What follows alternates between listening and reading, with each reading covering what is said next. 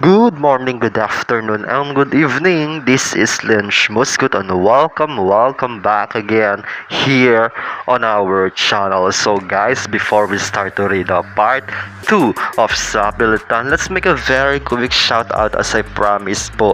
Eh, ang mga shout out ko po ngayon ay yung mga taong naabutan ko lang po sa comment section when I'm doing this video. So let's start to Mr.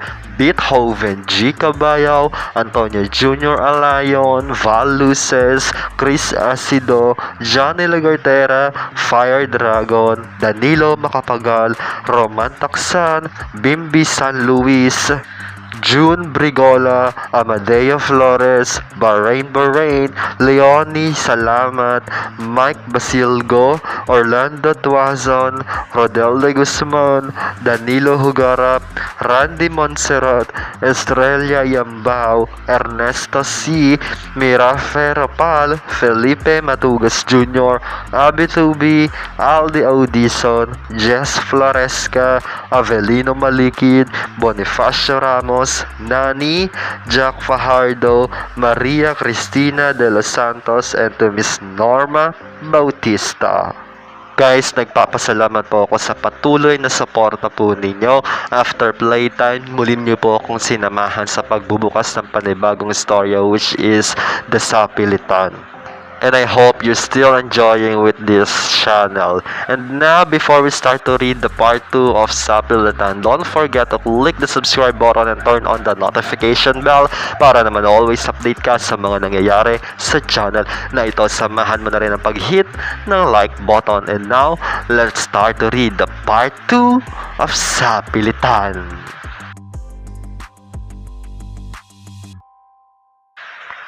Huwag ka mag-i-skip ng ads!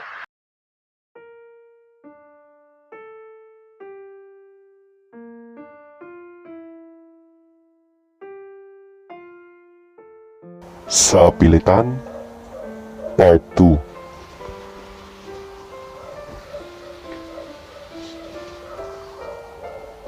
Matthew's POV. Dakong alas 7 ng gabi, kalukuyan kaming naghahapunan noon. Ang bait-bait talaga sa atin ni Mr. Fabian, no, Tay? Magmula kasi noong magkasakit po kayo at hindi na nakapagtrabaho pa sa asyenda, ay si Mr. Fabian na ang gumastos sa gamutan nyo at sa mga pangangailangan natin.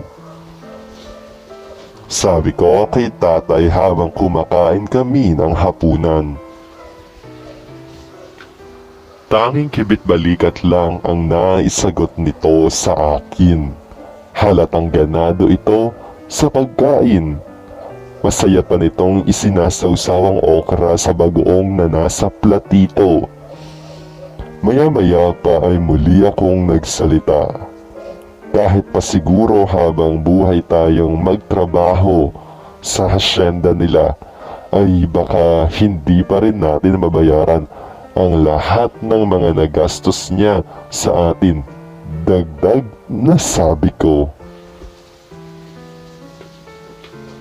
Napansin ko naman ang bigla itong napatigil saglit sa pagkain at pagkatapos ay mabilis na tinapos ang pagkain niya at saka lang siya nagsalita. Kung may magagawa lang ako, anak, hindi mo sana sasapitin ng ganito. Malungkot na sabi nito sa akin.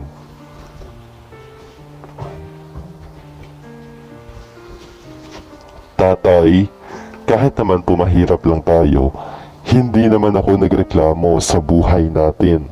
Malambing na sabi ko kay Tatay Fernando. Alam ko, Matthew, kaya nga mas lalo ako sigurong mahihirapan.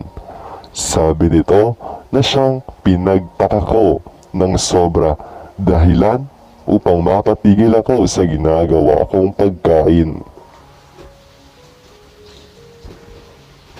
Mahihirapan? Bakit naman po kayo mahihirapan? Nagtataka kong tanong sa kanya. Sa halip naman Na sumagot ito, mabagal itong tumayo at tinungo ang lababo upang maghugas ng kamay. Matapos nitong maghugas ng kamay, ay mabilis kong tinapos ang pagkain ko at saka ko siya inalalayan sa paghiga niya. Maya-maya pa, kasalukuyan na nakahiga si Tatay Fernando nang muli kong ungkatin ang sinabi nito. Ilang minuto ang nakakalipas. Tatay, ano po ba ang ibig niyo sabihin kanina na mas lalo po kayong mahihirapan dahil hindi ako nagrereklamo sa buhay natin? Muli kong tanong sa kanya.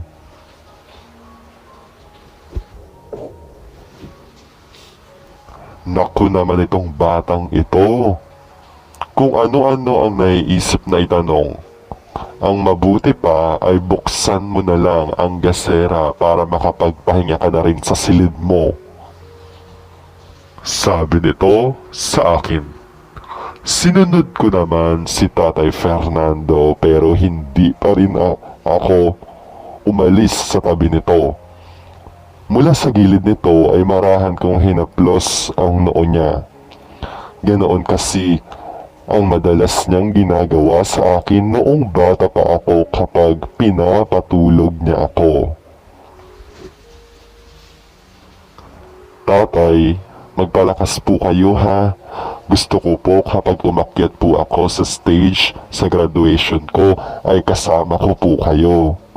Sabi ko sa paraang may halong paglalambing. Mahinang pag-iling lang ang tanging naisagot nito sa akin. At sa katay, huwag na po ninyong isipin ang panghanda. May kaunti naman po akong naipon. Ililibre ko na lang po kayo sa kainan doon sa bayan. Muli kong sabi rito.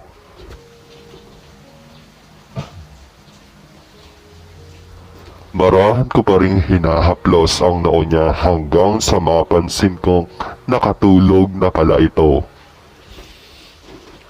Ngayong malaki na ako, nais kong suklian ng pagmamahal at pag-aruga ang mga natanggap ko mula sa kanya at sa namayapa kong nanay-nanayan.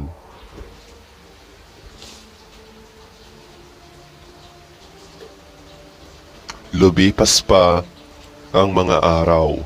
Bago matapos ang linggong iyon, dumalaw sa kubo namin si Mr. Fabian Brook. Kasalukuyan itong kasama ang kanang kamay niya na si Mang Danilo. Sa ayos ng mga ito ay alam ko na agad na may mahalagang sadya ang mga ito sa tatay-tatayan ko. Gusto ko sanang mapakinggan ang pag-uusapan ng mga ito pero inutusan ako ni tatay na bumili ng soft drinks sa tindahan upang ihain sa mga bisita.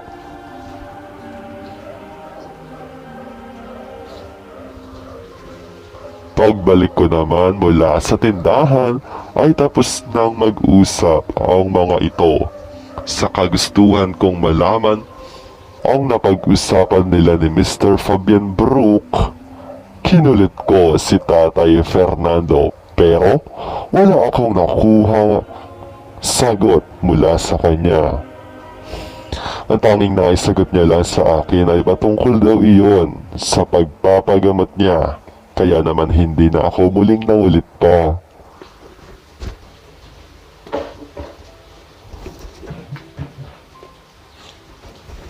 Isang hapon, habang naglalaba ako sa tabing ilog ng mga damit namin ni Tatay Fernando, ay biglang nagsalita ang kaibigan kong si Emily. Kasalukuyan din itong naglalaba kung saan ako naroon. Alam mo na ba ang bagong usap-usapan, Matthew? Tanong sa akin ni Emily habang nagkukusot ito ng mga damit. Napabaling naman ako sa kinalalagyan niya sa mga sandaling iyon at saka ko siya tiningnan o ngilitian sa nang-aasar na paraan.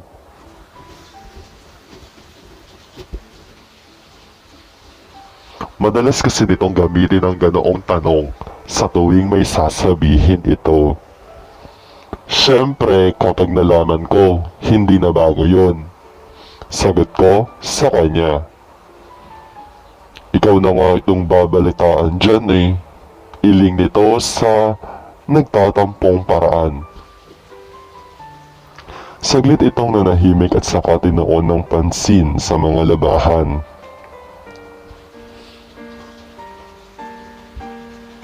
Tingnan mo talaga to.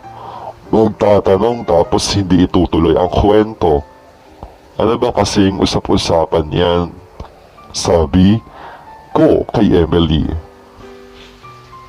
Muli namang bumalik ang pagiging masigla nito at saka pinagpatuloy ang naudlot nitong kwento. Yung anak kasi ni Mr. Fabian Brook, balita ko daw ay sa hasyenda na daw maninirahan. Balita ko pa sa driver nilang si Nilo ay napakarami daw na bagahay ang inuwi nila sa malaking bahay mula sa Maynila. Palimulang sabi ni Emily.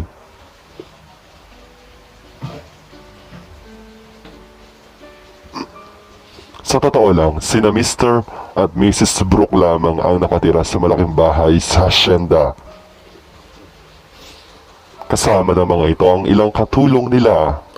Bihirang-bihira lang umuwi sa hasyenda ang nag-iisang anak ng mag-asawang Brook. At sa katunayan nga, hanggang ngayon ay hindi ko pa nakikita ang anak ng mag-asawa.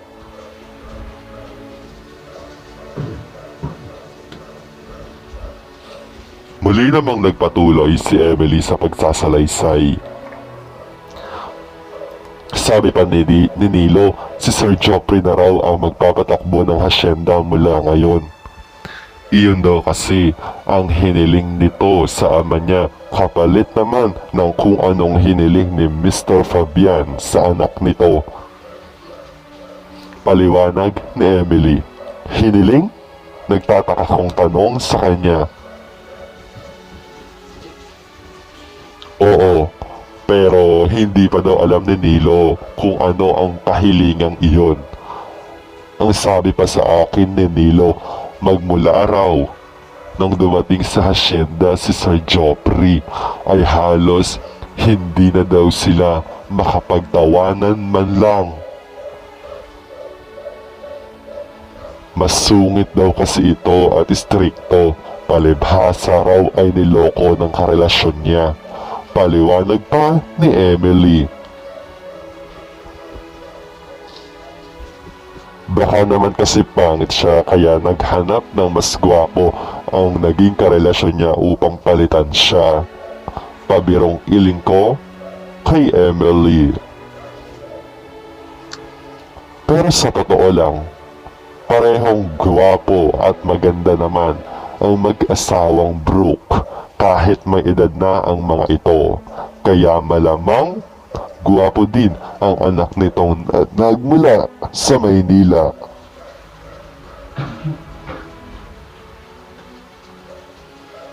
Hindi naman kasi nabanggit sa akin ni Nilo patungkol sa itsura ng bata niyang amo.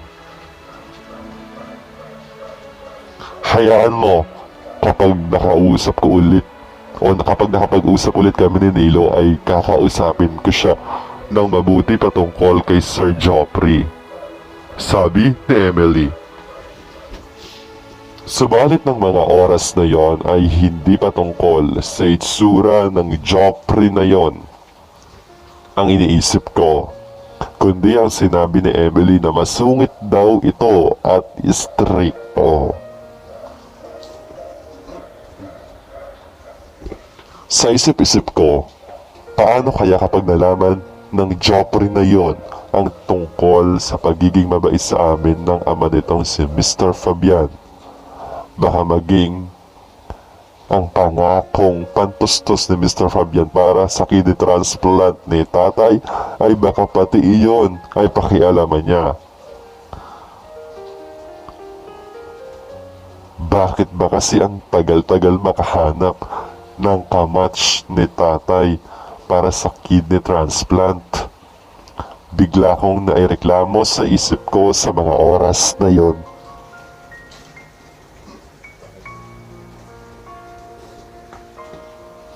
Maya-maya pa ay tapos na akong maglaba ng mga damit namin ni tatay. Tapos na nga ako maglaba noon pero hindi pa rin maalis sa isip ko ang pag-aalala patungkol nga sa binalita ni Emily. Mauuna na ako sa iyo, Emily. Paalam ko kay Emily. At saka ko binuhat ang mga damit na nilabhan ko. Sige, sa susunod dadalaw ako kay Mang Fernando. Matagal ko na siyang hindi nakakamusta eh. Sabi naman nito. Bahagya naman akong tumango kay Emily at saka ako lumakad ng wala sa sarili pabalik sa bahay. Sa maluwag na taniman naman ng kape ay napili kong dumaan para sa pag-uwi ko. Shortcut kasi ang daanan na yon upang mapabilis ang pag-uwi ko. Habang binabaybay ko ang daanang iyon, kinagulat ko ang biglang pagdaan ng mabilis na kabayo. Dahilan upang mawalan ako ng balanse, kaya naman natumba ako kasama ang mga nilabhan kong damit namin ni Tatay Fernando.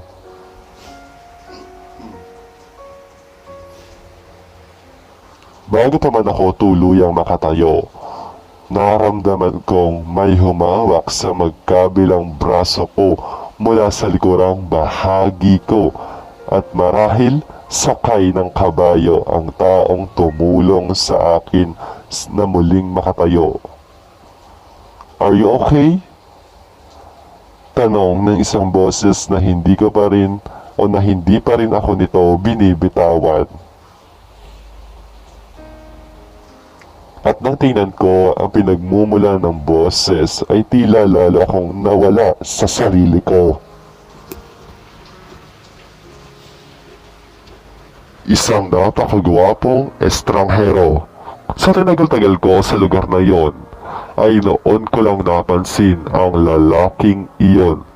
Maputi ang balat nito, halos magtulis ang ilong nito sa tangos. Manipis din ang labi nito, halos magsalubong din ang makapal nitong kilay. Sa mga oras naman na yon ay tila nagtataka ang mukha nito habang nakatingin sa akin. Ano ba ang nasaktan sa'yo? Muli nitong tanong sa akin. Ngunit wala pa rin akong makapangboses sa mga sandaling iyon. Maya-maya pa ay kinagulat ko na lang ang halik na ginawad nito sa akin. Labis-labis na pagkagulat ang namayani sa akin. There, nawala na ang pamumutla mo. Bale walang sabi nito at pagkatapos ay agad kong kinuha ang mga nakakalat na damit na nilabhan ko upang maibalik sa batya.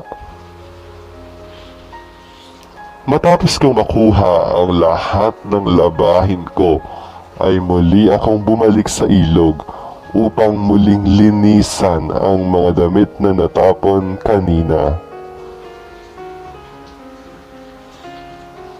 Nang makabalik ako ay naabutan ko pa roon si Emily, kaya naman hindi na din ako nagdalawang isip na magsabi pa sa kanya.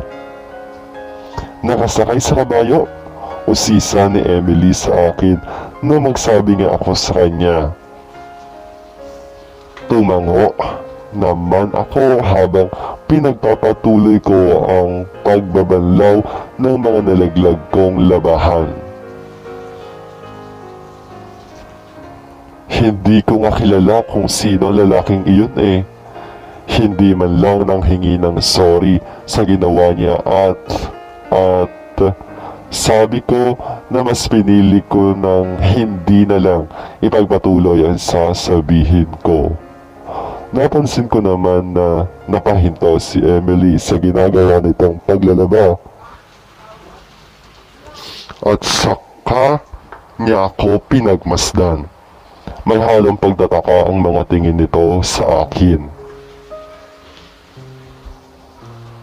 Bakit? Ano pa ba ang ginawa sa iyo ng lalaking iyon? Tanong nito sa akin. Hindi ko na sinabi pa kay Emily ang ginawang paghalik sa akin ng estranghero dahil kapag sinabi ko iyon sa kanya, sigurado akong hindi pa man natatapos ang araw na yon ay magiging usap-usapan na ako sa buong baryo namin kapag nagkataon.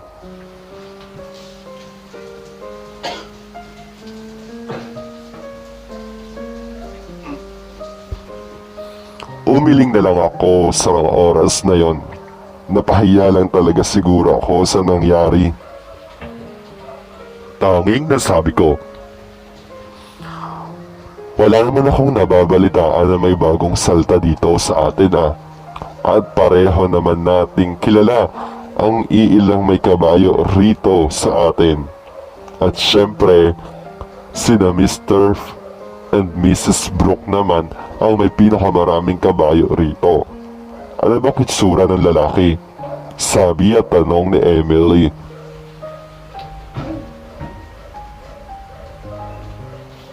Pangit, mabilis kong sagot kahit pa alam kong kabaligtaran iyon ng tunay na anyo ng estranghero.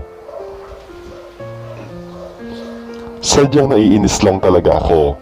Labis kong kinagulat ang ginawang paghalik na sa akin ng lalaking iyon at ang pinagtataka ko pa, kapwa kaming parehong lalaki. Pero paano niya nagawang humalik sa akin? Naku, hindi kaya tagalabas iyon? Sabi nito sa akin. Hindi naman na ako nakasagot pa dahil nakita ko ang pinsan kong si Ulysses na dumarating palapit sa akin. Matthew, bilisan mo, si Tio, kailangan nating dalhin ngayon sa hospital. Sigaw ni Ulysses sa akin. Mabilis naman akong kumilos sa mga oras na yon. Mabilis din namin tinakbo si Tatay Fernando patungong hospital. Pero hindi na nakarecover pa ang tatay-tatayan ko. Matapos kasi nitong dumaing na nahihirapan na siyang huminga. Tuluyang bumaba ang blood pressure nito. Ngunit hindi nagtagal, nawala na din ito ng buhay. Pagkatapos namang na mailibing si Tatay Fernando, nag-alok ang pamilya ng pinsan kong si Ulysses na manirahan na lang daw ako kasama nila. Subalit tinanggihan ko ang alok nilang iyon. Kaya ko naman mag-isa sa bahay namin at isa pa, 2 beses na akong naulila at gusto ko sanang makasama sina tatay kahit sa ala-ala man lang. Pagrarason ko kay Ulysses. Tumango naman si Ulysses. Nauunawaan kita, Matthew. Nag-aalala lang ako kasi baka lalo ka lang mahirapan na makamove on sa nangyari kapag mag-isa ka. Sabi ni Ulysses sa akin. Hindi naman siguro. Ang nagpapabigat lang sa nararamdaman ko ay hindi man lang nahintay ni tatay ang graduation ko. Umaasa pa naman ako na mahihintay pa niya na may matagpuan kamatch para sa transplant niya. Sabi ko at saka ko pinunasan ng kamay ko ang luhang dumaloy sa magkabilang pisngi ko.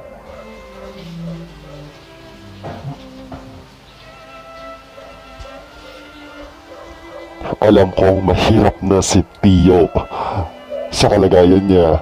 Mabuti na rin siguro yun na nangyari yun para makapagpahinga na din siya. Tanggapin mo na lang ng maluwang ang pagkawala niya, sabi ni Ulysses sa akin. Tanging pagtango lang ang naisagot ko sa kanya noon. Kahit pa hindi ko alam kung paano tatanggapin ang pagkawala nito. Narito lang kami ng mga kamag-anak mo kapag kailangan mo ng tulong. Muling sabi nito, salamat Ulysses. Alam ko namang maasahan ko kayo. Sagot ko sa kanya. Kinabukasan, kasalukuyan kong inaayos ang mga naiwang gamit ng tatay-tatayan ko. Maigi kong inilalagay iyon sa isang baol. Habang inaayos ko nga ang mga gamit nito ay umagaw ng pansin ko ang isang sobre. Sa labas ng sobre ay nakasulat ang pangalan ko. Magkahalong pagtataka at pananabik kong binuksan ang sobre. May sulat naman palang iniwan sa akin si tatay kahit hindi niya nakuhang magpaalam sa akin bago siya nawala. Mahinang bulong ko sa sarili ko. Hindi naman ako sigurado kung matutuwa o madidismaya ba ako sa loob ng sobre. Pagbukas ng sobre ay inaasahan kong sulat lang ang naroon, pero may nakahalo pala doong perang papel. Agad ko namang binasa ang liham na nakapaloob sa sobre. At ito ang huling habilin sa akin ni Tatay Fernando. Matthew, nararamdaman kong hindi na ako magtatagal pa. Hindi ko gustong iwanan ka, ngunit ito na siguro ang tinakda ng may kapal para sa akin. Gamitin mo sa tama ang perang maiiwan ko sa iyo. Alam mong maliit o alam kong maliit ang 10,000, ngunit iyon lang ang nakayanan kong itabi para sa iyo bilang regalo sa iyong pagtatapos. Darating ang kanang kamay ng mga Brooke kapag wala na ako. Sundin mo sana ang sasabihin niya sa iyo. Paumanhin anak, ngunit kailangan kong gawin ang bagay na yon upang makatiyak ako na mapabubuti ang kinabukasan mo kahit wala na ako. Ang nagmamahal mong tatay, Fernando. Matapos kong mabasa ang naturang liham ay tumulo ang luhang kanina ko pa pinipigilan. Gaano kaya katagal inipon ni tatay ang ganoong halaga ng pera? Hindi ko lubos maisip na tiniis nito ang sarili nitong pangangailangan para lang may maiwan ito sa akin sa oras nga na mawala siya. Lalo lang tuloy akong nalulungkot sa pagkawala nito. Habang pinupunasan ko ang mga mata ko, ay may biglang kumatok sa pintuan. Pinunasan ko muna ang lahat ng bakas ng luha sa mukha ko bago ko tuluyang binuksan ang pintuan. pagbukas na pagbukas ko ay tumambad sa akin ang kanang kamay ng mga Brook na si Mang Danilo.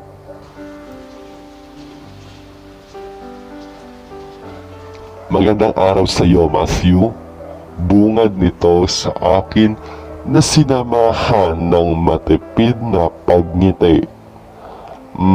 Magandang araw din po sa inyo, Mang Danilo. Balik ko sa kanya. Hindi ko naman maipaliwanag ang mga nararamdaman ko sa mga oras na yon.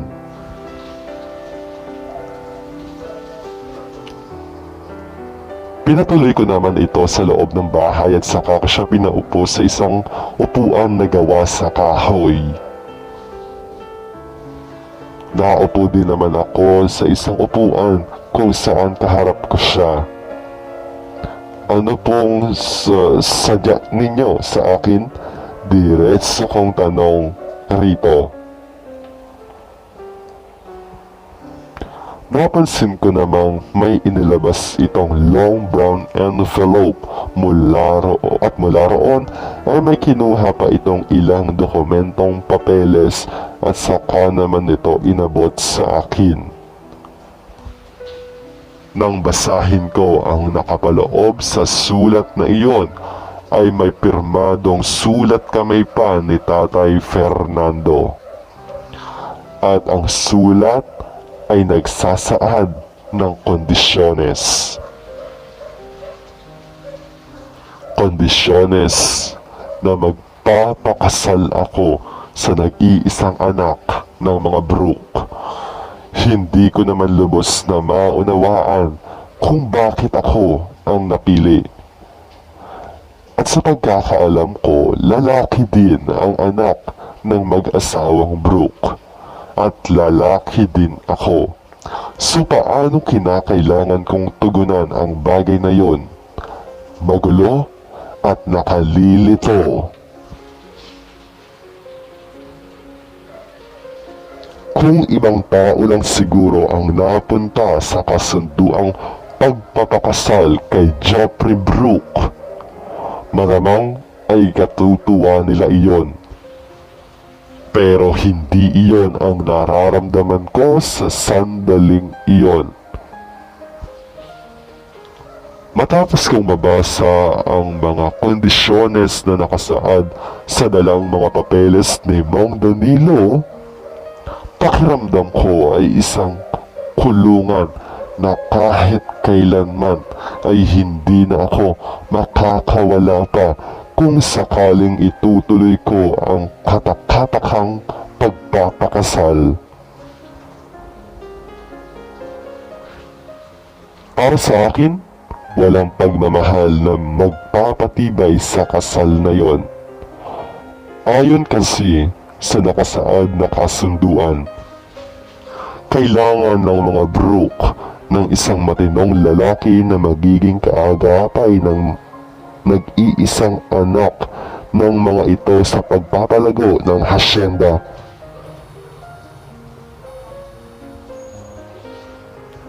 Isang lalaking hindi maghahangad sa kayamanan ng mga ito. Isang katuwang na hindi magtataksil sa kanilang kasal o isang katuwang na kahit kailan hindi maglalagay ng pangalan nito sa kahihiyan.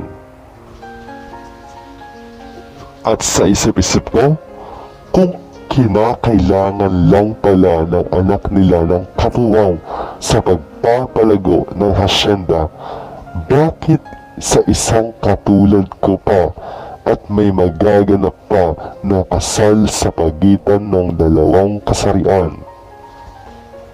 At kung tunay na ayaw nilang mailagay sa kahihiyan ang pangalan nila, bakit nga kailangan nilang ipakasal ako sa anak nila? Hindi ba mas kahiyahiya ang bagay na yon?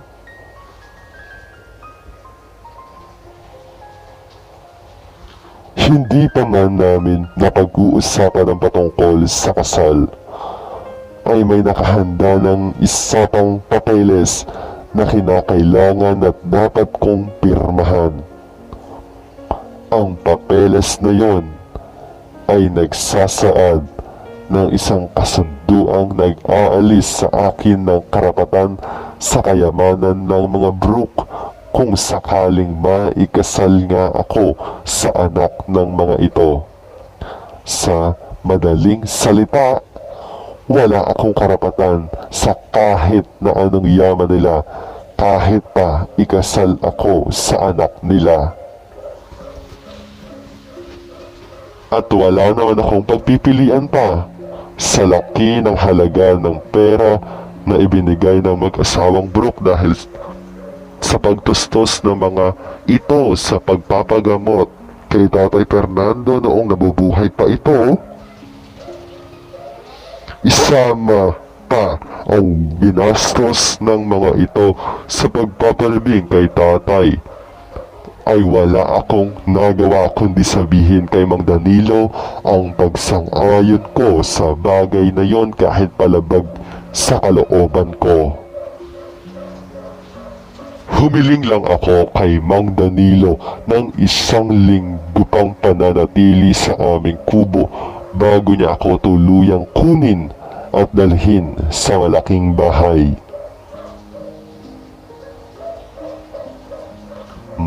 Nang makaalis si Mang Danilo ay naiwan akong hindi pa rin makapaniwala sa mga nangyayari. Diyos ko, ano ba itong pinasok ko? Mahinang bulong ko sa sarili ko. Noon lang din sumagi sa isip ko ang dahilan ng paghingi sa akin ni Tatay ng paumanhin nang minsan kaming kumakain ng hapunan. Ipinagkasundo pala kasi ako nito nang wala man lang akong kamalay-malay. Itutuloy.